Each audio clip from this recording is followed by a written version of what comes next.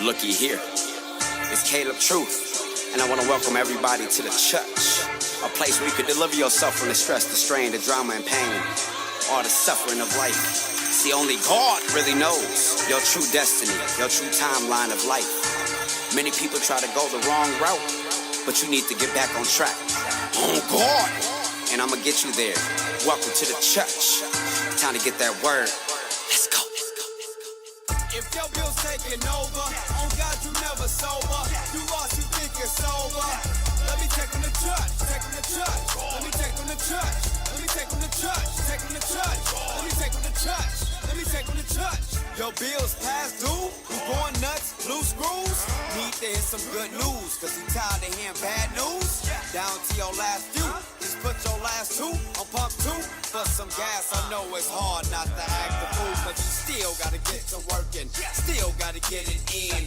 Praying God make it working, bring you some money in. Welcome to another episode of What's Up with DJ. I'm your host, DJ, and each week I bring you topics about current events, career development, finance, holistic living, life hacks, and stories of inspiration and humor, all from a spiritual perspective. So be sure to subscribe, follow, like, comment, and leave a review on Apple Podcast. And thank you if you have already done so. I really appreciate you being a part of the community. Your thoughts, opinions, and comments are always encouraged and appreciated. And with that being said, let's get right into the show. My guest this week is John Wayne S. III. He's the founder of the production company London Town Pictures. He's been in the entertainment industry for over 3 decades. Over the past decade, John has produced and directed over 200 music videos, 70 television commercials, and films. In 2005, he joined the international record label DL Records as president and general manager. During his tenure at the label, he was instrumental in propelling hip-hop artist Bodega's career, ushering in the hit single, We Don't Play That, produced by Little John featuring Bun B. That be up in the club. Yeah. Big boy trucks, 2 foes, and no. Yeah. This your gut been gone and show. That song was an instant radio success, which led him to launch J-Dub Records. In 2015, John made his directorial debut in the film Red All Over, which stars Slim Thug and Donna Biscoe, which explores the issues around gun violence, mental health, and bullying. His new film, Ebony Hustle, stars actress Michelle Lamb, who plays an ex-stripper turned private investigator. The movie follows Ebony as she gathers clues to save a teenage girl who she believes is being held against her will by former rapper turned pastor Caleb Truth, played by Andrew Chandler.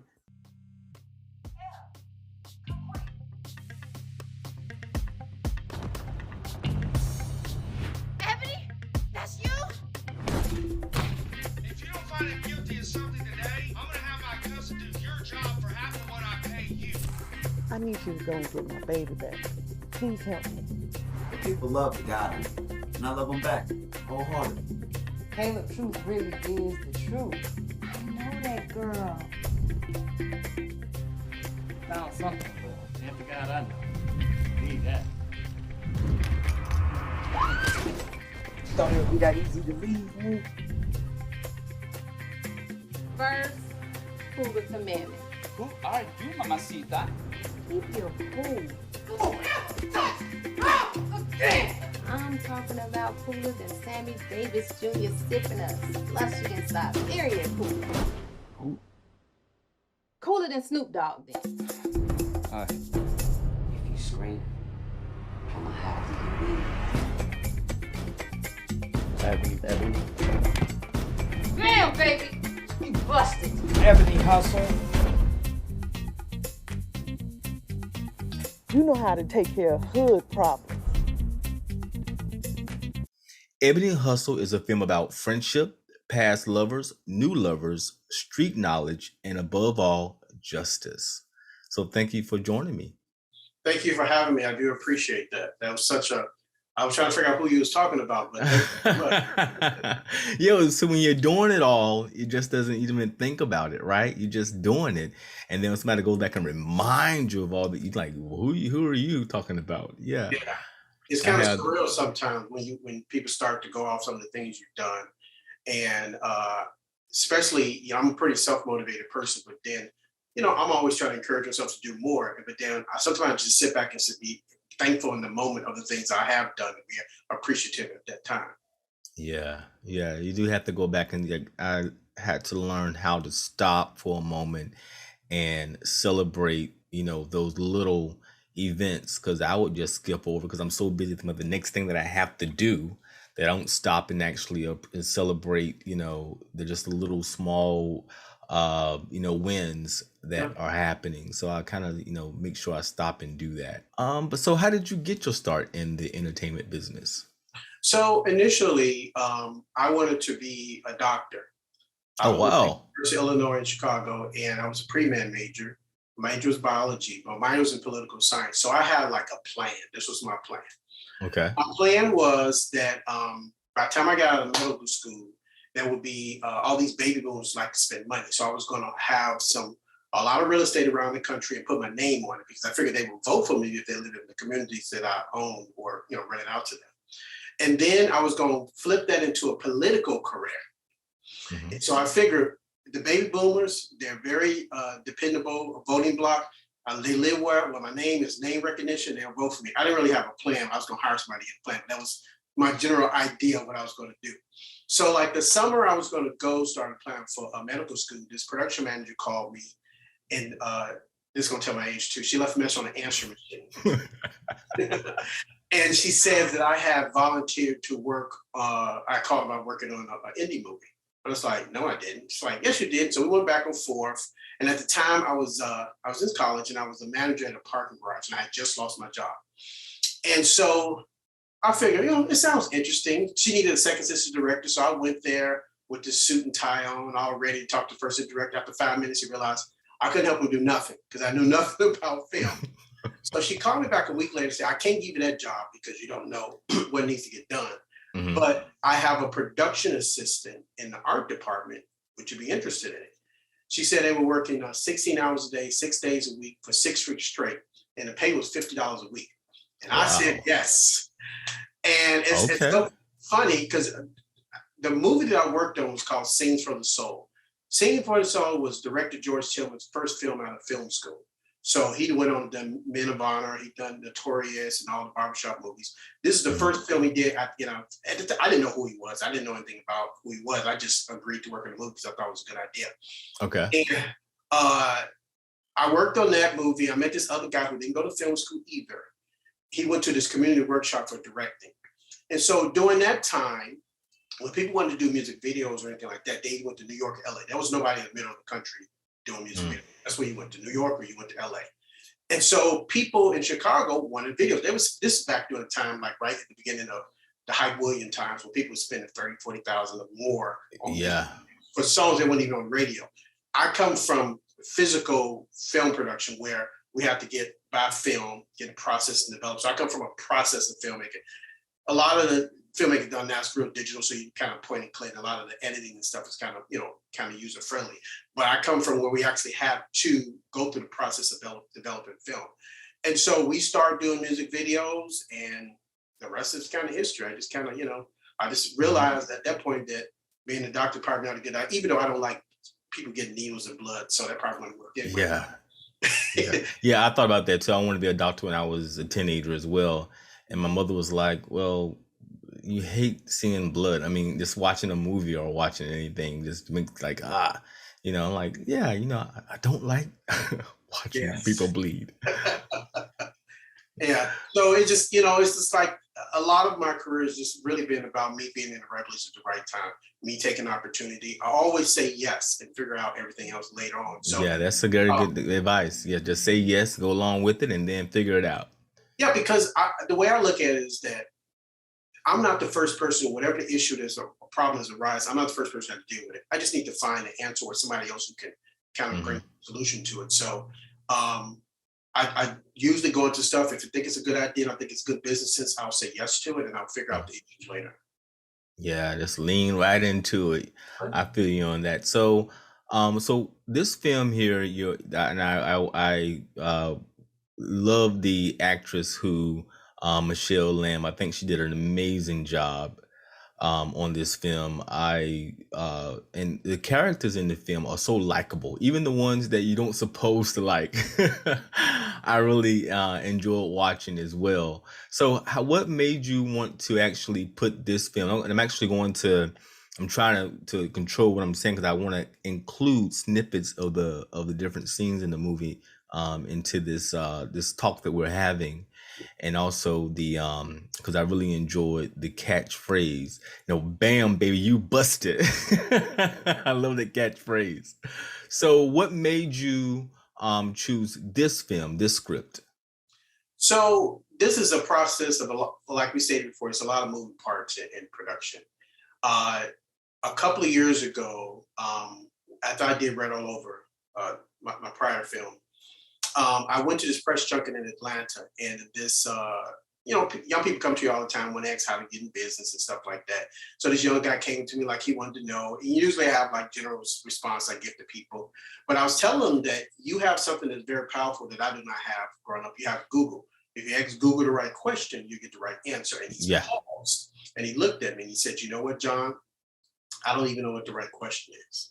And so then he started thinking that there are a lot of young people, particularly filmmakers of color, who are in different parts of the country doing lots of great music videos and some local commercials and things of the sort, but they really don't understand the business of how to move to the next level. So they get kind of stuck in that particular part because they don't know what to do. And so I realized after a period, over my career is that I realized two things. One, I can't direct every film or television show, but I can produce multiple things at one time. So when I was growing up and I was coming up in this business, I didn't have any kind of mentors that I can kind of lean on. I had people can ask questions like that, but nobody really kind of say, "Hey, don't do this and don't do that." Right. So I thought it was a good idea for me to try to look for young guys who had the potential to really kind of, go to the next level, but he just needed a little push or some insight. So I started to look for the distributors that were willing to take that with me. A lot of people I talked to, they wanted me to work on something, they wanted me to direct it. They didn't want me to give opportunity to somebody else just because, you're taking a chance. You don't know what you're getting. And I found one that said yes. They had an idea that they wanted to do a movie about kind of Foxy Brown type thing, kind of like blaxploitation type thing. I didn't necessarily want to do a blaxploitation type thing, but I wanted to try to find a middle ground between what they wanted, something current and something I can live with as being a Black filmmaker. And so we came up with the idea of Ebony Hustle. So it just came out of a natural fruition between talks with the distributor and their people on that team, and then my two writing partners, Nia Cachet and Frank Overton. The whole character of Ebony Hustle came to be.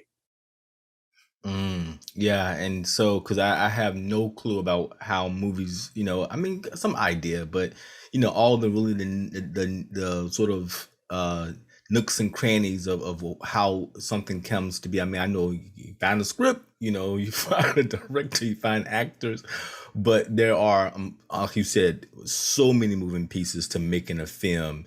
And also you have to choose the right film that people want to invest in, to create, people who want to actually be in the film, be a part of it. So you may have 5 other ideas out there, but that one idea that you probably may never thought would be the idea people want is the one that people want. You say, hey, okay, well, this is what everybody is sort of gravitating to, then fine, this is what I put my energy into.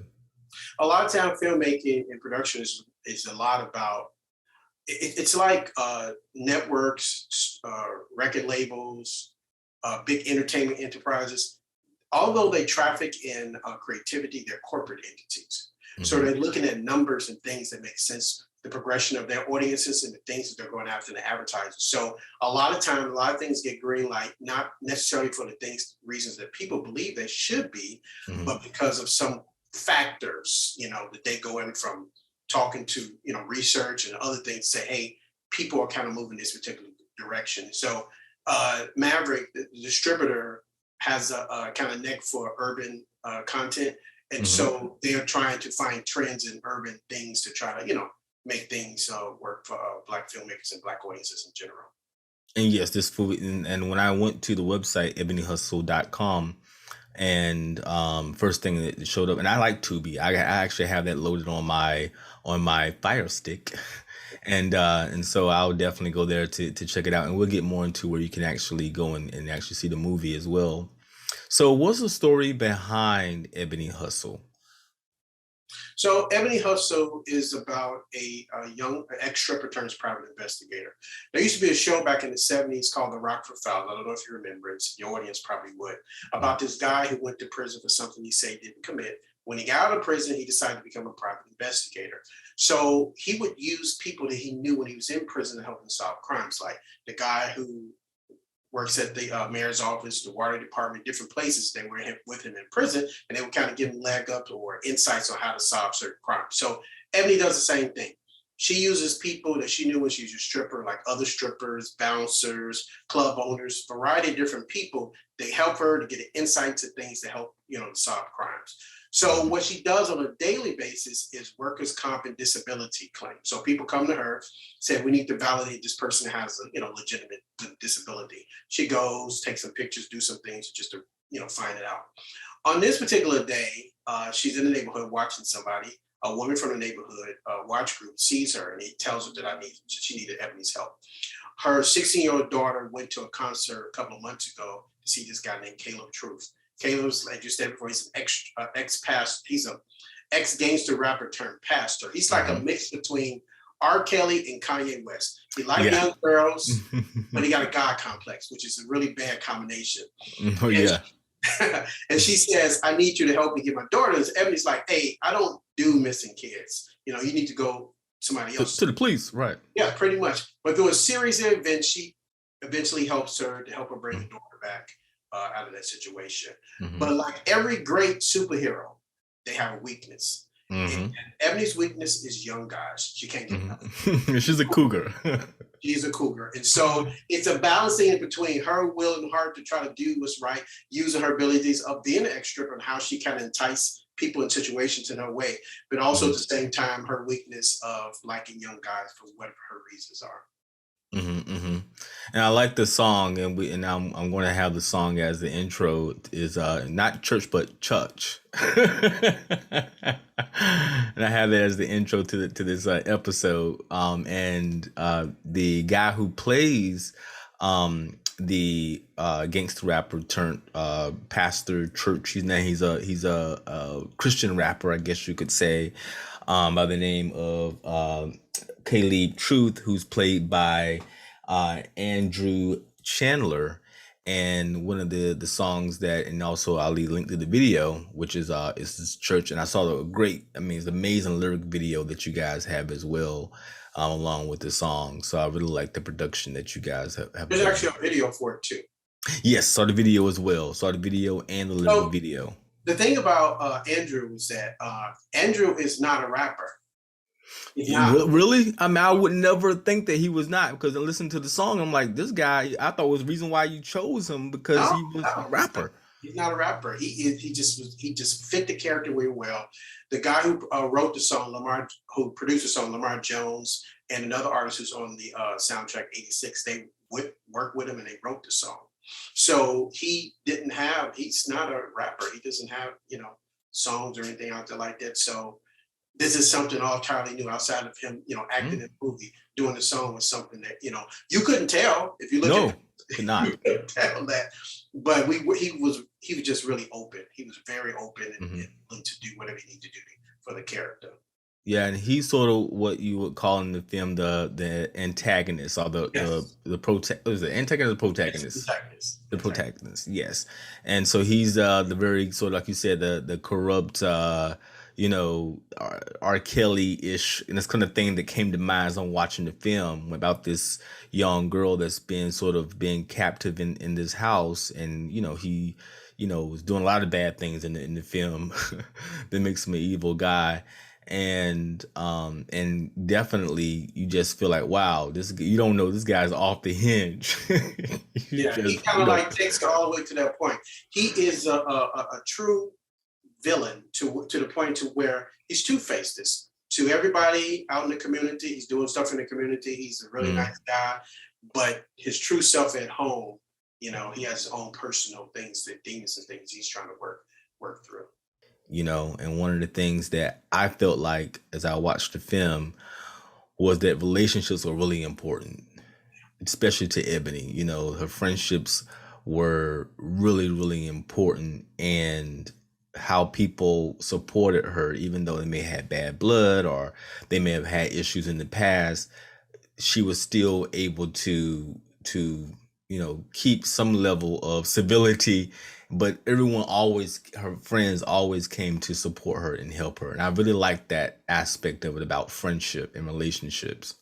Yeah. So her character was really those people she felt like in the past that were really on her side, that was really trying to be there for her. She was committed to them.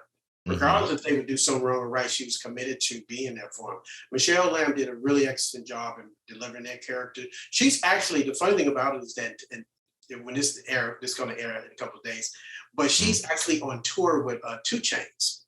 Oh, wow, okay. Yeah, doing some acting for his concert. So she plays the mother, 2 Chainz' mother in the concerts, the live concerts on tour.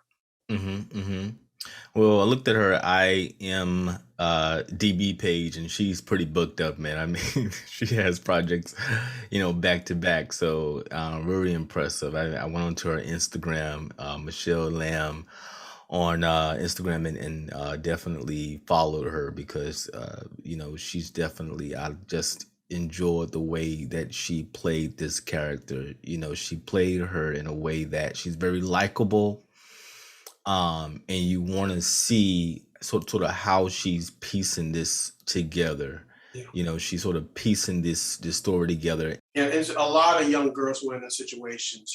Obviously the most notable one that we could talk about today is obviously with R. Kelly, because as his house started to fall apart, then the girls felt empowered to kind of, speak their mind in peace about, what they felt about what he was doing.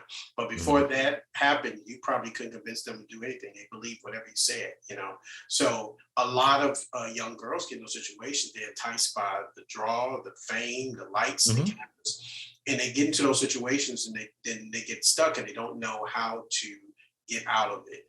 And no matter how much the mother praying for, the mother hoping for, if the young girl doesn't see that she needs to get out of it, then she'll be stuck over there.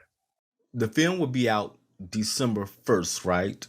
Yeah, that is correct. It's going to premiere for 2 weeks on Tubi TV. Then they'll go to all the other platforms like Amazon and Hoopla and a whole bunch of other places. But it's going to premiere on Fox's streaming channel, Tubi TV.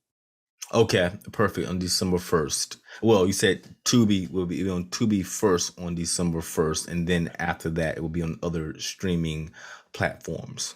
That is correct, yes. For years, I've used medicinal herbs because they are a great way to flush your kidneys and gallbladder, strengthen your immune system, de-stress your heart, and increase proper blood flow.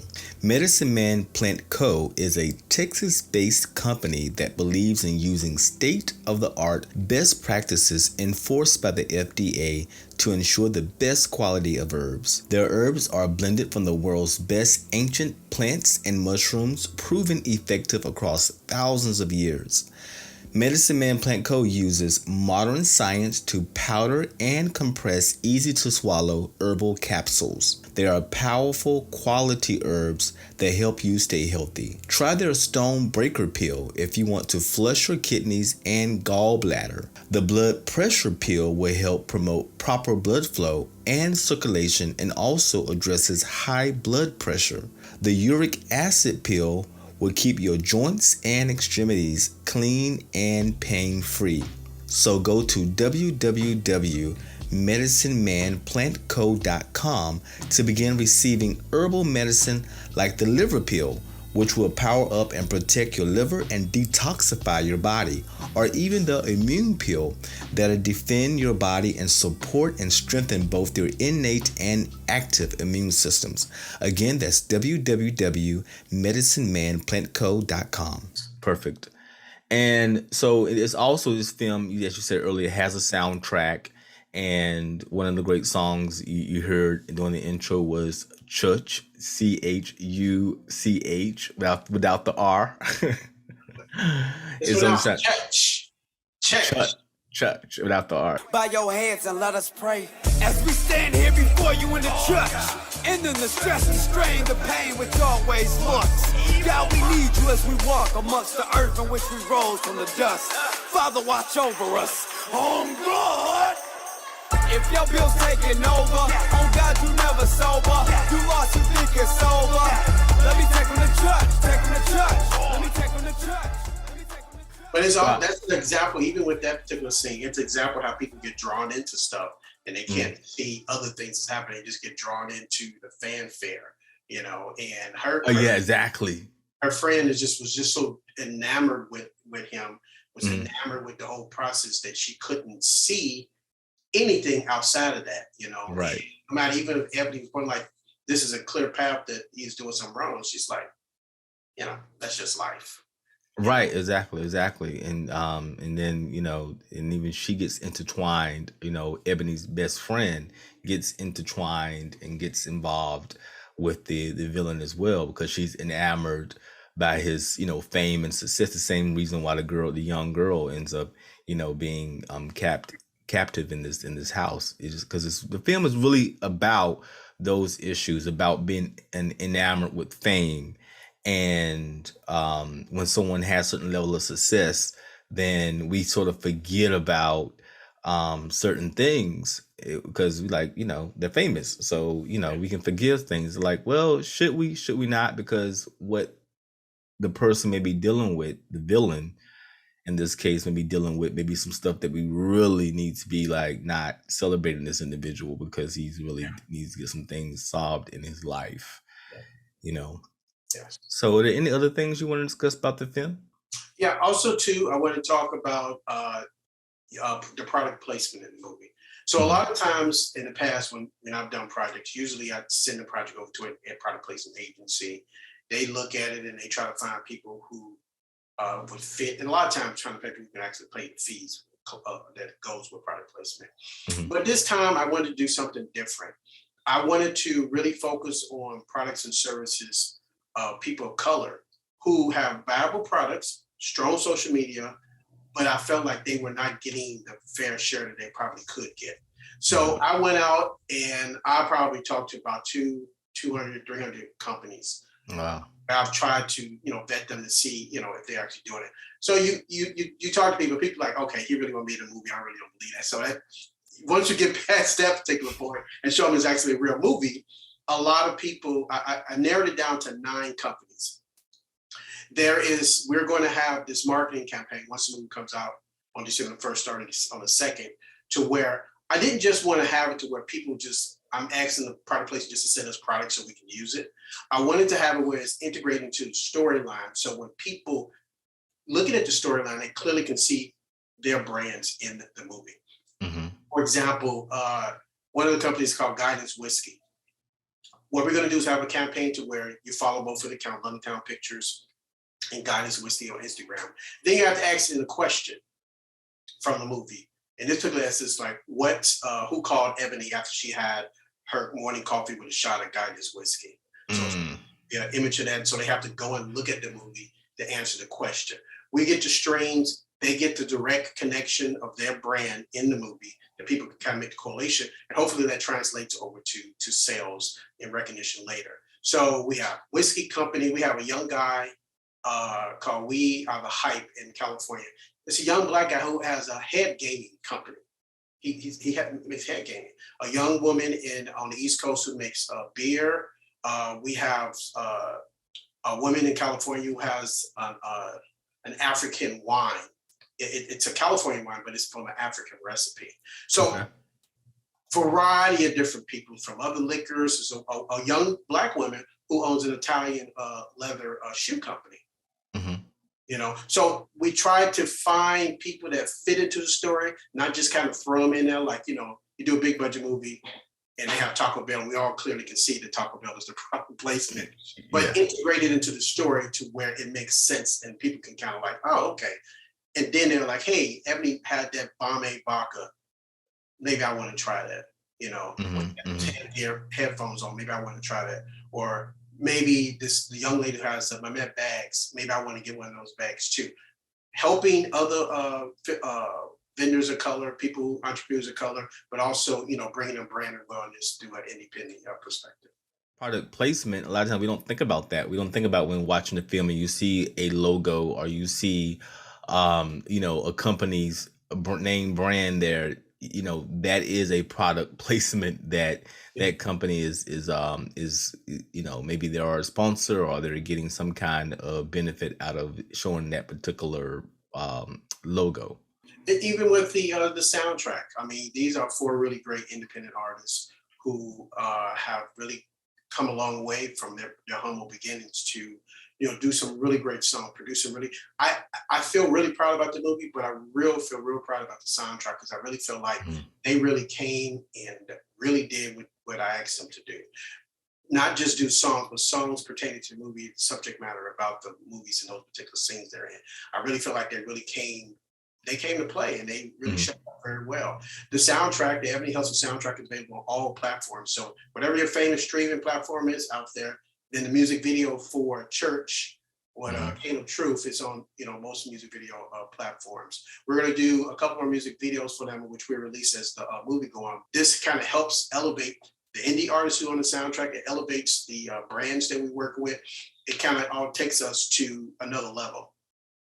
Definitely. And there's so many people involved, you know, so many people that, you know, support this film, people, because it's again, it's a black film. And again, like you were saying earlier, it's supporting black businesses, black business owners. And at the end of the day, it's about a story. It's about a story that I think will inspire people. You know, a couple of years ago, I saw this interview that Tyler Perry did where they were asking him what his mentor was when he first started. He said he didn't have it. And he said that he realized at some point in his career that if he didn't make inroads to what he wanted to do and make things happen, he had to realize that nobody was coming to save him, you know. And then as a producer, somewhere in the process of my career, I realized, because it'd be really great if some big studio comes and they want to help me and do a whole bunch of other stuff for me. But if they never come, that does not mean I can't be a filmmaker. It does not mean I can't be a producer. It means I can't do the things I want to do. I want to shoot for number 1 to be Steven Spielberg, but number 15 makes a lot of money too. Yeah. So you know, a lot of times people are, you know, they can't get to that number 1, then they're kind of devastated. But everybody, you know, I try to stay in my lane and I try to do things that I feel like I can live with, stories that I can tell. It's like with my last movie, Red All Over It. Red All Over is a story about a young boy who accidentally shoots a friend. It is told from the shooter and the victim's perspective. And a lot of times we don't get that story. We get the story when somebody does a shooting, you know, for years, they talk about the person who shot, they're just you know, bad, the worst person in the world.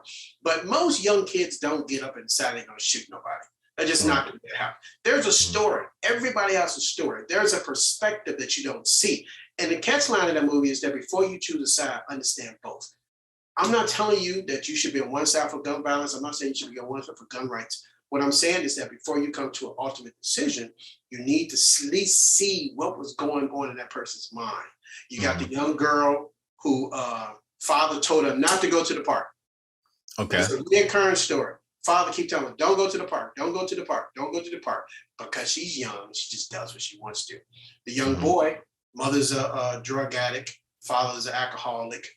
He don't really have any, you know, he's a very smart kid, but he's being bullied and picked on because he's smart. And so people are antagonizing him to bully at school doing that. So when he has the moment, it really kind of is like, okay, I think I'm in my mind that I want to do something to this boy who's bothering me. He goes to his mother, but she on drugs. She can't help him. Right. You know, so he has no place to go. And when people don't know what to do, they usually do something bad because they don't really know what to do. So he ends up, shooting the girl. But if you didn't see that story and all you saw was a young girl was shot, all you thinking of is that boy needs to go to jail for 100 years because he shot that girl, instead of really kind of seeing. There are other things that we can do to keep our young people from doing those things, but we have to care. And people sometimes just don't care. You have to care. Yeah. In a very soundbite kind of world, we don't stop and investigate what's the deepest story, what's the deeper side. It's like, whatever, we even the latest story that's out now is about the guy who, drove his SUV into a parade of people who were watching a parade. And all you get in the sound bites, but and it is a little bit now about what was going on in his life, but I think it's still from a villainous perspective. Yeah. And then it won't be until like a decade from now when someone really stops and looking like, who was this individual and why did he do this and what was going on in his life. They'll do 60 minutes on it and they'll tell his whole little life about how he got to that point. And we'll all go, oh, that's what happened. Oh, right. I didn't know that, but that's just the way it is, Yeah, that's just the way it rolls, man. It's unfortunate, but we live in a society where we just can't process too much information at one time. And even if you were to go and try to understand sometimes a person and what they've been through or what they're going through, people will look at you that you're protecting them and that you believe that they did is right. Like, no, I'm just trying to better understand this individual. So you can be demonized right along with the person who did the crime because you feel some level of compassion for another person, which we all should feel compassion for people. But, so that's where we're at right now. And I think one thing about movies is movies allow you, they can, and movies are tricky, but it could be a good tricky. And what is the good tricky about a movie is that you can stop someone for a moment and allow them to look at the other side for a second so that, so they can, I think it can sort of numb that piece of the mind that sort of doesn't have that compassion and allow you to stop for a moment and see things a little bit different. That's the power of movies when it's used to its best, I think. Yes, I agree. If you can tell us a compelling story and get people drawn into it and throw that little hook. Oh, I didn't even realize that was. I was just recently looking at M. Night Shyamalan's Old. I never saw it before. And interesting story. You clearly, you see the trailers, it tells you what the movie's about, people being on the beach and they get old. But when they really told why they were getting old and what was really happening, I was like, oh, I didn't see that coming, So it was like this pleasant surprise of how they kind of flipped it around, and great story writers, great creators of stories have ways of telling a story to draw you in, to love these characters, good or bad, and then find a way to throw a hook in there where you didn't see it to where you caught off guard. I just want to make sure that people know where to find the movie. Right, like as I said earlier, you can find it on Tubi. That's TUBI, the app. I think you also go to their website and also see movies. Not sure, but I know if you have a Fire Stick or you have a Roku, or any kind of smart TV, you can find Tubi. You can put in Ebony Hustle and see the movie starting December 1st. And after December 1st, you can also view the movie Ebony Hustle on all other. Pretty much everywhere. Anywhere else besides Netflix. We don't have Netflix at this moment, but pretty much everywhere else you'll be able to see it there. And Tubi TV, you don't necessarily need the app. You really can just go to the website on your phone. It's one of the few streaming services where you don't need the app. You can just go to tubitv.com and type in a movie or just go to ebonyhustle.com and we'll have all. And it's free, right? Yeah, it's free. It's free. And it's free. Yeah. Wow, that's amazing. Yes. Okay, well, I appreciate you for being on the show, man. I really appreciate it, and I definitely want to hear about any other projects that you are working on. And really glad that we had a chance to have a conversation. Okay, I appreciate that. People can find me on social media My social media is pretty much the same across all boards. John Wayne S. III. It's John Wayne S. III on every single platform, from TikTok to Instagram to Facebook. You'll be able to find me. And also London Town Pictures, LONDYN Town Pictures. That you can do that. So I appreciate you. And I'll have those links down in the show description so you can find Mr. John Wayne S. III. Let me take them to church. Let me take them to church. Take them to church. Let me take them to church. Let me take them to church. Your bills past due. You going nuts? Loose screws? Need to hear some good news, cause you tired of hearing bad news? Down to your last few.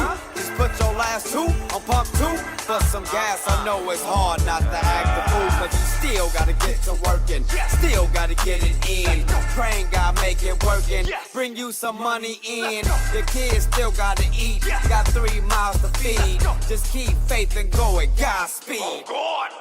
If your bill's taking over, on God you never sober. You lost, you think you're sober. Let me take them to church. Take them to church. Let me take them to church. Let me take them to church. Take them to church.